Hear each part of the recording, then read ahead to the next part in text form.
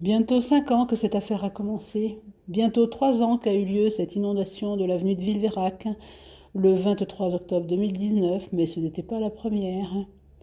Tout le monde sait qu'il existe un détournement hydraulique des eaux d'amont venant par le chemin des Pioches. Détournement illégal. Tout le monde sait, y compris les représentants de l'État, les collectivités territoriales. Pas un conseil municipal qui n'en parle, pas un riverain inondé qui se plaigne. Alors s'agit-il d'une affaire d'État? Faut-il choisir entre sécheresse ou inondation, alors qu'elles sont associées? Plutôt les deux, mon général, avec leur alternance rapide susceptible de provoquer des retraits-gonflements cisaillant les maisons. Cette présente revue de presse s'inspire de la Pravda. Les lecteurs de la Pravda savent bien que ce mot signifie la vérité. Est-ce toujours la vérité dans les médias? Si tout n'a pas à être dit sans filtre, où placer le curseur de l'information raisonnée et raisonnable sans pour autant répandre ces habituelles fake news dont nous sommes abreuvés? On ne ment en effet jamais autant qu'avant les élections, pendant la guerre et après la chasse, nous disait Georges Clemenceau. Lors de ces journées de l'eau à Montbazin, les 20 et 21 octobre 2017, s'agissait-il de nous faire accepter les inondations au nom de la sécheresse?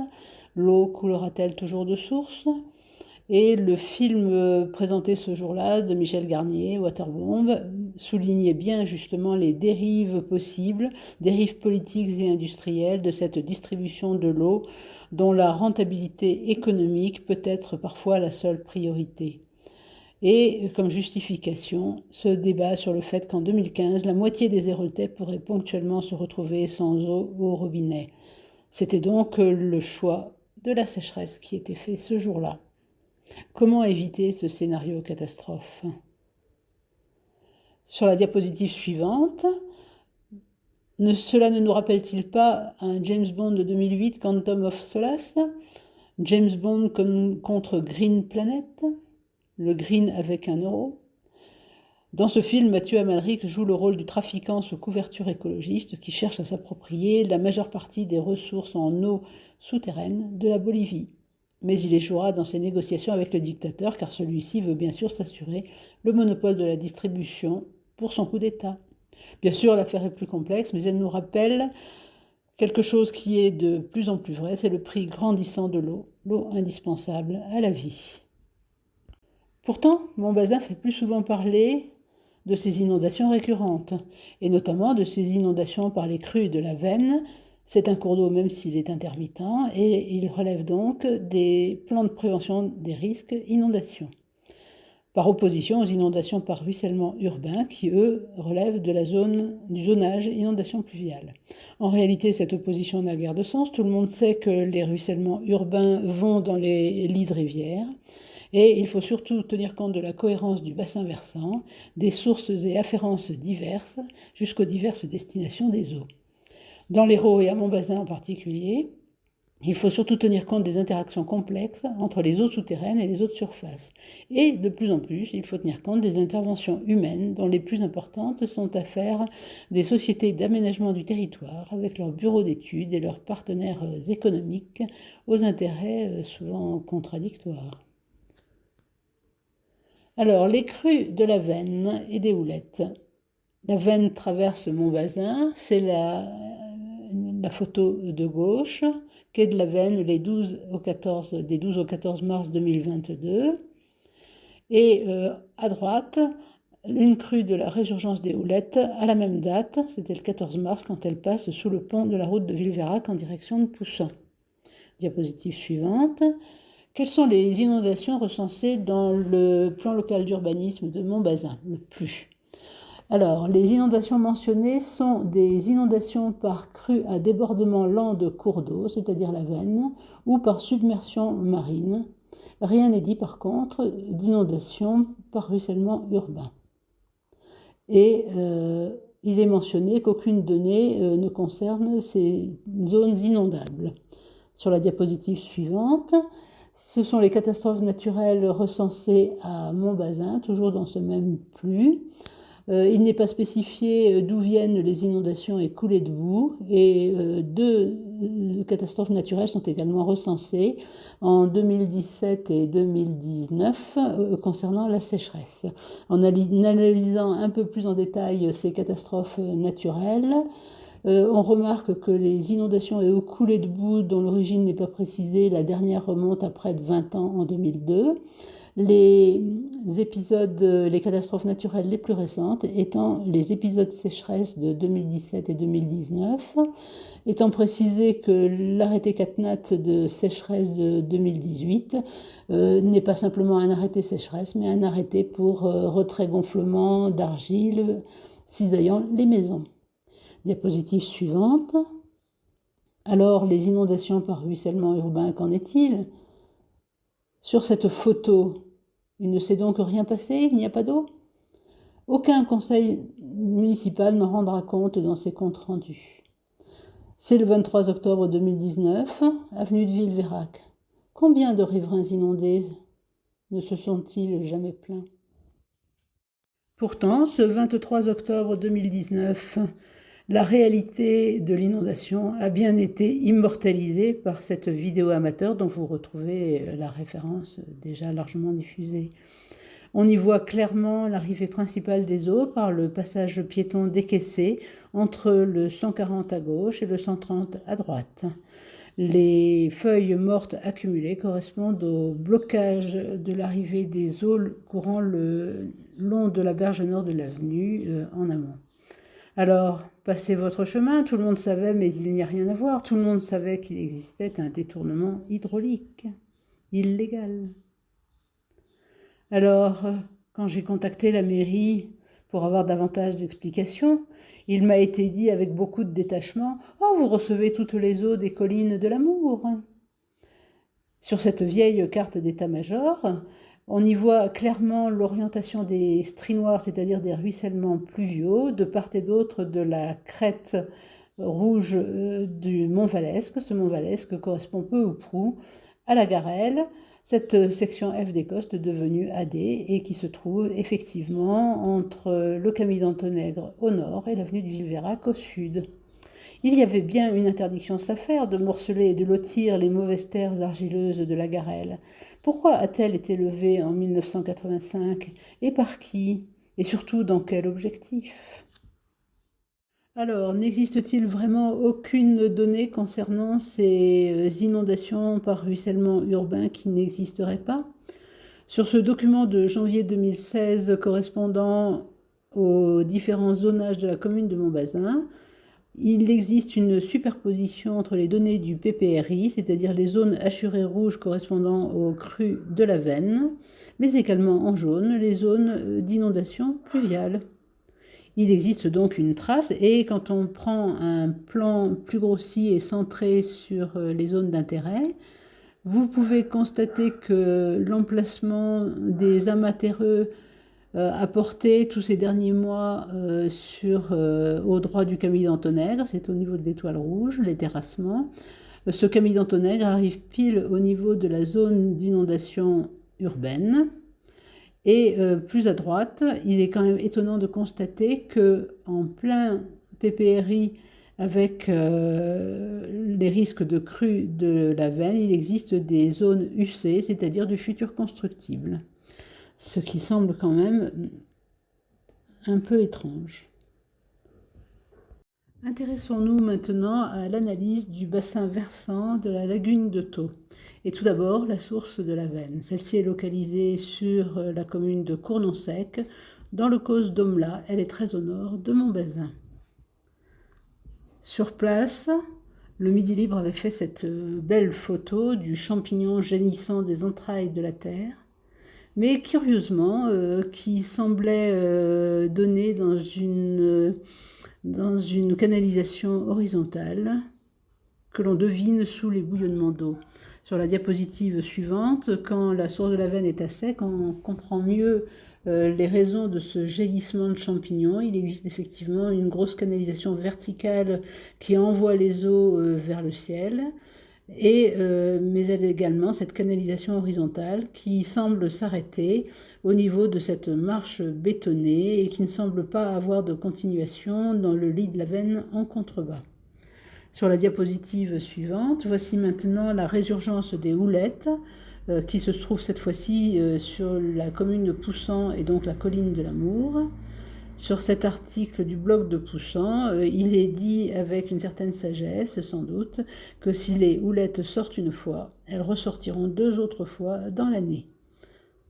Sur la diapositive suivante, alors topographiquement, il est clair que les résurgences des houlettes n'alimentent la Vène que très au sud de Montbazin et ne participent donc pas aux inondations de Montbazin. Cette jonction entre Vène et houlettes se situe à proximité de probables réservoirs de Gijan, toutes ces étendues bleues à droite, et juste en amont de l'arrivée de la Vène à Isanka.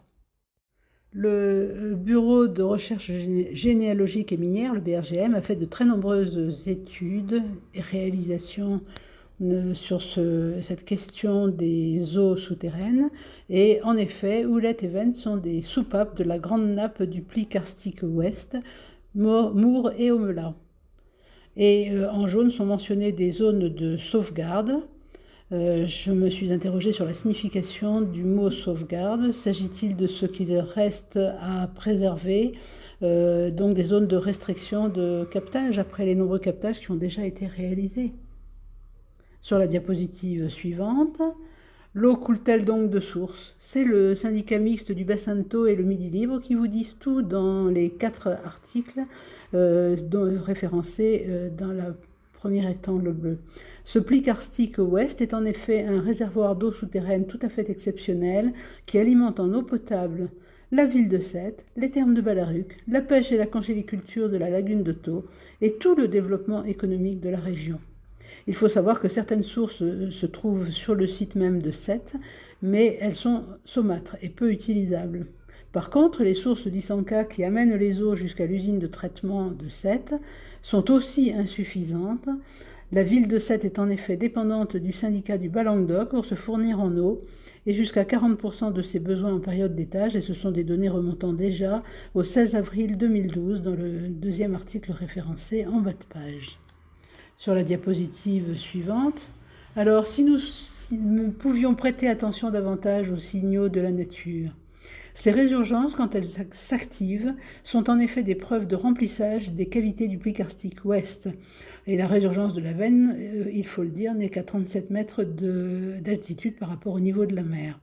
Ces résurgences témoignent donc de la reconstitution des réserves d'eau souterraine. Par contre, l'inversac de la Vise, qui est une résurgence en pleine lagune de Thau, à moins 28 mètres de fond à proximité des thermes de Balaruc, ce phénomène d'inversac témoigne au contraire d'un niveau anormalement bas de la nappe phréatique. Et alors, au lieu d'amener de l'eau douce, ce phénomène de vase communicant fait que le courant s'inverse et que c'est l'eau salée qui vient alors contaminer la nappe phréatique, créant une situation très difficile à récupérer parce que l'eau salée plus lourde reste au fond.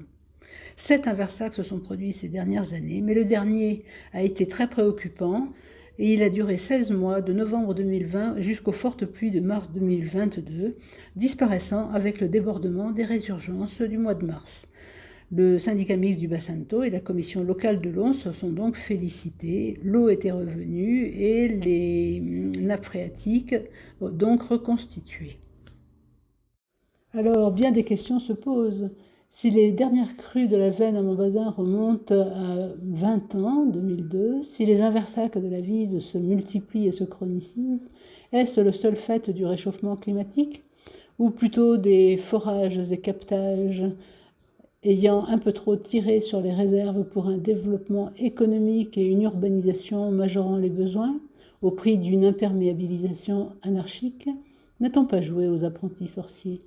Que pourrait nous en dire le syndicat du Bas-Languedoc et son fermier successivement Lyonnaise des Eaux, SDEI, Veolia, Suez, récemment fusionnés en eau du Bas-Languedoc, ces MOP à actionnariat chargés des captages et adductions, en l'ingénieuse compagnie de BRL, Entech et Aegis? Quid alors d'Aqua Domitia et de sa prochaine mise en eau en 2023? S'agira-t-il de majorer la sécheresse, quoi qu'il en coûte, en termes d'inondations superficielles? Et si le chemin des pioches dans lequel vient buter le réseau BRL n'était pas la ligne la plus directe et la plus discrète pour des canalisations d'eau, d'adduction d'eau sans restriction venant de l'Amour d'Antonègre jusqu'à Isanka? Alors, les eaux comme les hommes auraient-elles une ombre entre les apparences de surface et la réalité plus sombre des profondeurs? Qu'en est-il au niveau de la veine à sa source? Nous avons vu les importantes canalisations remaniant ce site, et notamment cette canalisation horizontale s'arrêtant au niveau d'une marche bétonnée. Les flèches rouges qui sont à sa base ne semblent pas correspondre à une canalisation souterraine, peut-être une amorce de Doline. Par contre, quand on s'approche d'Isansac, la canalisation est bien présente dans le lit de la veine, dans la perspective des deux ponts, celui de l'autoroute et celui de la 612. Un Montbazinois en a d'ailleurs fait la démonstration, à ses dépens dans la nuit du 12 au 13 mars, ayant pu surnager des quais de la Veine à Montbazin jusque sous un pont à proximité d'Isanka. Et là, la canalisation est bien évidente. Alors, vient-elle de la source ou vient-elle plutôt du chemin des pioches? En tout cas, nous voici maintenant à Isanka, qui est la station de pompage de la ville de Sète, avec un panonceau qui est encore de la Générale des Eaux. La canalisation est bien dans le lit de la Veine à droite et elle est donc à proximité de la station de pompage des eaux de la ville de Sète, ce petit pavillon sur la diapositive de gauche. Et un rapport de BRGM datant déjà de 1998 en dit long sur la mise en place de ces diverses canalisations. Alors, concernant les travaux qui sont prévus à partir du 29 août par la SAM sur les berges de la Veine, laquelle des deux sera l'objet des interventions et des soins de la SAM? S'agit-il de consolider les berges ou de déconnecter les canalisations venant du chemin des pioches? Ces travaux font suite à une enquête publique de 2021, dont vous trouvez la référence en bas. Et cette enquête publique montre l'intérêt soutenu de certains de nos élus, y compris Jean-Louis Coustol, maire honoraire. Le saviez-vous? Il me semble pourtant ne pas avoir lu ces informations dans les divers comptes rendus des conseils municipaux. Alors, les travaux de terrassement de la D79 font-ils partie de ce programme de travaux? Ont-ils fait l'objet d'une demande d'autorisation assortie d'une DICT adressée à la police de l'eau, DICT obligatoire pour tous travaux ayant un impact hydraulique? Je vous laisse analyser les articles correspondants et arrêter. Au début était le syndicat du Bas-Languedoc, né du regroupement de 9 communes du pourtour de Thau, avec des éléments particulièrement moteurs à Montbazin. Les chiffres cités dans son mot par le président Yves Michel sont impressionnants. Il cite entre autres 10 forages dans le karstique, mais pas un seul à Montbazin. Par contre, sur la diapositive suivante, le schéma directeur d'eau potable montrant l'ensemble des points de forage, captage et schémas d'adduction montre que du côté de Montbazin, et c'est plus visible sur la diapositive suivante avec un plus fort grossissement, il existe une icône orange à gauche du réservoir de Montbazin, se superposant sur un trajet de canalisation en vert. Alors, bien que Montbazin ne soit pas cité dans la liste des captages, à quoi correspond cette station de reprise vers la boucle moyen service du relais d'Isanka? S'agit-il de la source de la Veine, bien qu'il n'y ait pas de canalisation visible sur place, ou bien s'agit-il d'adduction d'eau de l'Amour vers le chemin des pioches? Il est en effet intéressant de disposer de captations non officielles permettant de contourner les arrêtés de restriction de captage. En passant par Antonègre, on peut se questionner comment expliquer la présence d'un lac aussi important, d'une telle masse d'eau au lieu-dit d'Antonègre sur les contreforts de l'Amour. Ces contreforts dominent à plus de 100 mètres de hauteur les résurgences de la Veine et des Houlettes Et sont-elles un point de départ pour des canalisations passant par le Valat du Pied de la Salette ou le ravin de la Combe de la Baume en direction du Camille d'Antonègre? Il est vrai que les moutons et abeilles souffraient de la sécheresse et qu'il était important de pratiquer des forages et captages. Mais y a-t-il eu en même temps adduction d'eau vers la ville de Sète? Vous recevez toutes les eaux de l'amour, me disait-on en 2019. Il est vrai que de l'amour d'Antonègre au chemin des pioches, la pente est bonne et la distance à vol d'oiseau n'est pas bien grande. Alors les eaux pourraient-elles passer par le réseau BRL?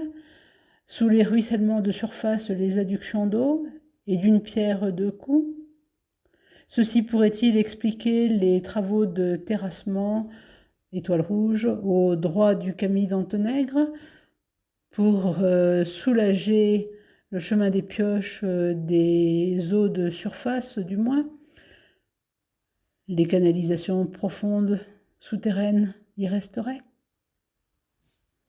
Les questions se posent en tout cas. Pour rappel, l'étrange proximité entre le réseau BRL et le chemin des pioches a déjà été évoquée sur cette cartographie, puisqu'effectivement ce réseau BRL vient buter sur le chemin des pioches avant sa dérivation vers l'avenue de Villeveyrac et le fossé sud de l'avenue qui amène les eaux dans la Veine.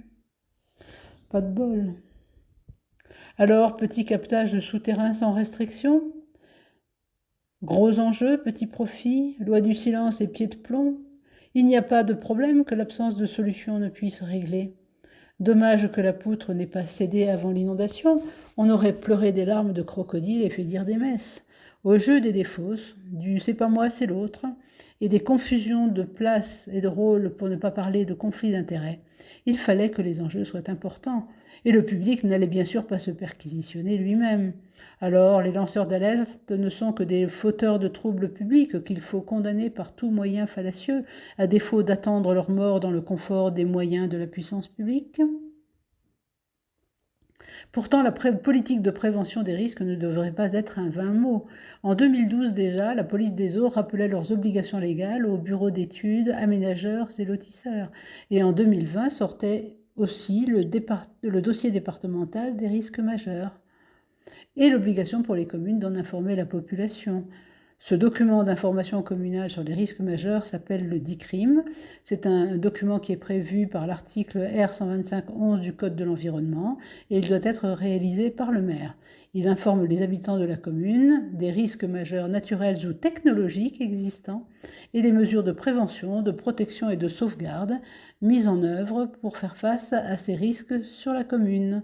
Vous trouverez le site sur georisque.gouv.fr pour mieux les apprécier. Alors, si les crues montbazinoises garantissent effectivement l'alimentation en eau des Sétois, tout serait clair en fait, rien ne doit changer. Comme le disait Edgar Faure, l'immobilisme est en marche, rien ne peut ou ne doit l'arrêter. Le marché de l'immobilier inondable serait donc une réalité, pour ne pas dire une spécialité. Rotation accélérée des biens, détruire pour reconstruire, qu'importe les dégâts collatéraux, et après nous, les déluges des sécheresses de l'urbanisation sans limite et sans raison. Et bien sûr, mon nom est personne, disait Maurice Carême. Il est vrai que la fongibilité des deniers publics privés, ce mot horrible mais pourtant important, des sociétés d'économie mixte et CEMOP, est d'utilité bien comprise, tant qu'ils ne partent pas avec à l'étranger, à Saint-Barth ou en Nouvelle-Calédonie. En guise de conclusion, nous tenons à remercier tout particulièrement les personnes suivantes pour leur aimable participation.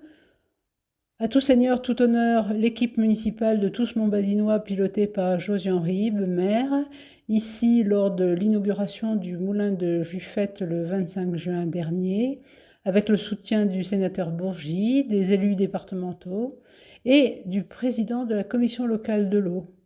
Y aurait-il de l'eau au moulin de Juffette ? Nos remerciements vont également, bien sûr, à Yves Michel pour son soutien sans faille, maire de Marseillan, vice-président de cette aglopole Méditerranée en charge du pôle gestion des eaux, président du syndicat mixte du bassin de Thau venant au droit de la commission locale de l'eau pour la mise en œuvre du sage Thau-Ingril, et enfin président du conseil d'administration de la CEMOP des eaux du Bas-Languedoc. Dans sa tâche écrasante, il a au moins la chance d'avoir à ses côtés le cercle de voile, dont les compétences l'aident sans doute à ne pas être submergé par son dévouement sans limite. Et il sait pouvoir compter sur les Monts-Basinois pour prendre la main lors des réunions de la commission locale de l'eau, notamment lors de la réunion du 16 novembre 2021. Enfin, nous n'oublierons pas, bien sûr, Anne-Marie Antérieux pour son expertise économique internationale dans les programmes d'investissement en eau potable, assainissement, irrigation et, surtout, lutte contre les inondations. Et tous ses amis, plus ou moins proches, qui, dans la franche bonhomie de leurs appréciations, ont contribué à me faire grandir dans l'adversité. Enfin, rien de tout ceci n'aurait été possible sans Montbazine 2022, son courrier des lecteurs, sa richesse documentaire et surtout son souci de la libre parole et de la démocratie participative, ses dossiers sur la veine et les explications sur la disparition du lac de Gélargues. Mais arrêterons-nous un jour la machine infernale ou préférerons-nous une fin de clap? Merci pour votre attention.